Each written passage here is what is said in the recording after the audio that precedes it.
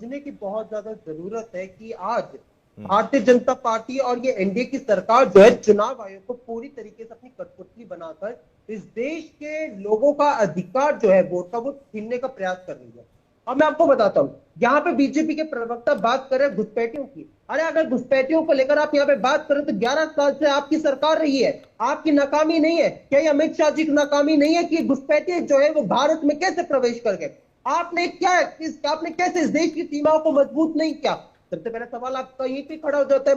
दूसरी बात, आज यहाँ पे सच्चाई ये है कि अगर आप यहाँ पे 2003 की बात करते हैं तो आपको याद होना चाहिए 2003 में जब हुआ था उसको करने में भी बहुत समय लगा था, और उसके बाद भी अगले साल जो था, एक साल के बाद लोकसभा का चुनाव था और 2 साल के बाद जो थे विधानसभा का चुनाव हुआ। यहाँ पे जो है चुनाव आयोग कह रहे हैं कि पूरी प्रक्रिया जो है वो 1 महीने में हो जाएगी। 1 महीने में आप कैसे कर लेंगे? विपक्ष जब आपसे दस्तावेज मांगता है, वो दस्तावेज देने में आपको महीनों लग जाते हैं। विपक्ष आपसे सवाल पूछता है, वो सवालों का जवाब देने में आपको महीनों लग जाते हैं।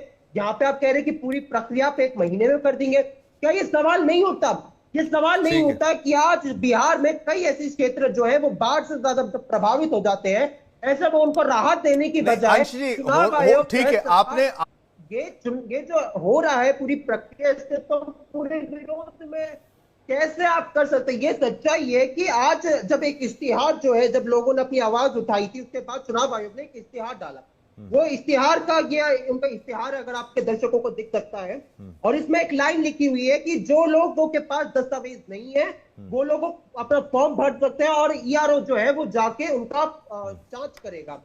इतना बड़ा फैसला कि कौन जो है वोट डाल सकता है, वो पूरा फैसला जो है ईआरओ के आपने सर पे डाल दिया।